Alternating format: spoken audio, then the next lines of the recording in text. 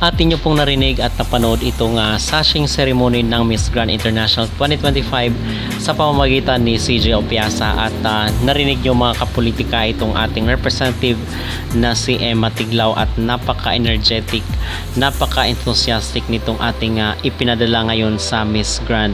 So ito yung ating pag-uusapan at magbibigay tayo ng mga update sa mga ganap ni Emma today. Pero bago ang lahat ay huwag kalimutang mag-like at mag-subscribe na rin kayo para updated kayo sa ating mga latest issue. At grabe po ngayon ang mga pasabog na outfitan ni Emma Tiglao dito sa Miss Grand International 2025. So ang update is nagkaroon na po ng sashing ceremony sa mga candidate ng MGI at nagsalita na rin po itong si Mr. Nawat. So ang maging reaction ko naman dito sa sashing ceremony ni Emma Tiglao ay napaka-energetic niya mga kapolitika at bukod pa doon ay napakalakas ng kanyang boses. Maganda rin yung kanyang enunciation, yung kanyang pronunciation at malakas yung boses ni Emma Tiglao. So tamang-tama para sa hosting na hinahanap ni Nawat. Napaka-friendly rin ni Emma dito sa kanyang mga kapwa candidate dahil kahit sino binabati siya at pinabati niya rin dito sa kanilang breakfast kanina kasi nag-breakfast ito kasama yung ibang mga candidate dito sa hotel. So maganda rin po yung naging advice ni CJ dito sa mga candidate dahil ilang araw na lang ay papasa ni CJ yung corona kung sino man yung mapili na Miss Grand Winner for the year 2025. So yung advice niya sa mga candidate is i-enjoy lang yung moment at hindi dapat ma-pressure. So at the same time sinabi niya rin na be you and be authentic kasi the more na ma-pressure ka, it's getting away from the truth of yourself. So yun ang concept ng sinabi ni CJ dito na enjoy lang yung moment and be real, be authentic, be genuine dito sa competition ng Miss Grand International dahil marunong mangilatis itong si CJ at si Mr. Nawat kung pinipeke lang nila yung kanilang sarili or yung kanyang, most especially yung kanilang behavior dahil nangyari na ito last year na kung saan is nakoronahan yung maling contestant ng Miss Grand 2024. So we believe na natuto naman na ang organization doon and this time around is sana makoronahan nila yung tama na candidate. Okay? So yun mga kapolitika at narito panunurin rin po natin yung mga pasabog ni Emma Tiglao today, most especially yung kanyang mga outfit. At ano po ang inyong mag-reaction dito sa introduction ni Emma Tiglao sa sashing ceremony ng Miss Grand?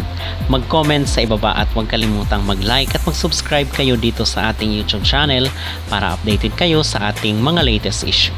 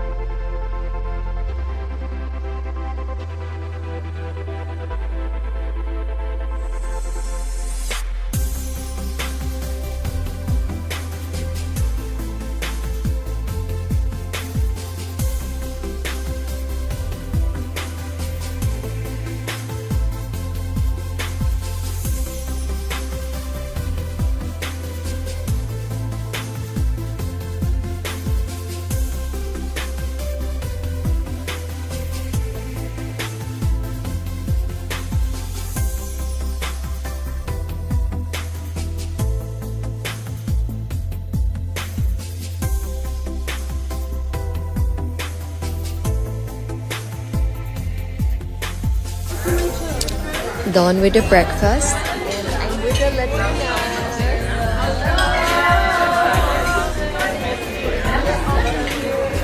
Peru, El Salvador, and Slovenia.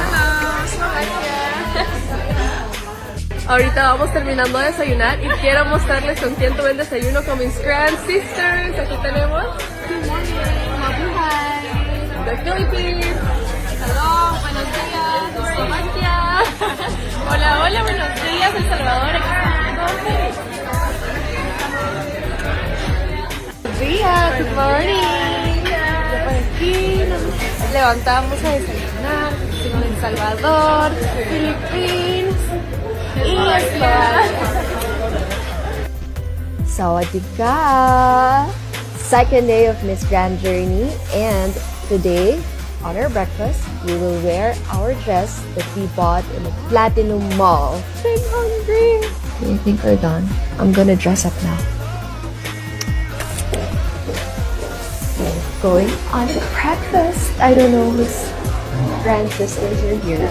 We're gonna meet a few ones because I've met only 4. Oh no, I think I met 10 grand sisters already. Emma, nice to meet you. You too. Hello, how are you? Nice to meet you. Hi, sister. Good morning. Hi. I can see you.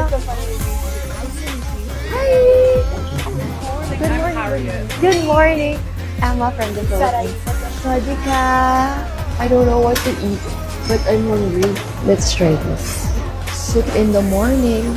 This is my favorite. Always. French toast. We need carbs.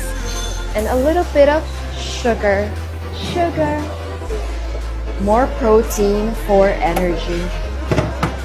I love your energy since last night. Yay! And we're done with our breakfast. You know who are my seatmates? The Latinas. So I learned some Spanish. Beautiful. Lindo.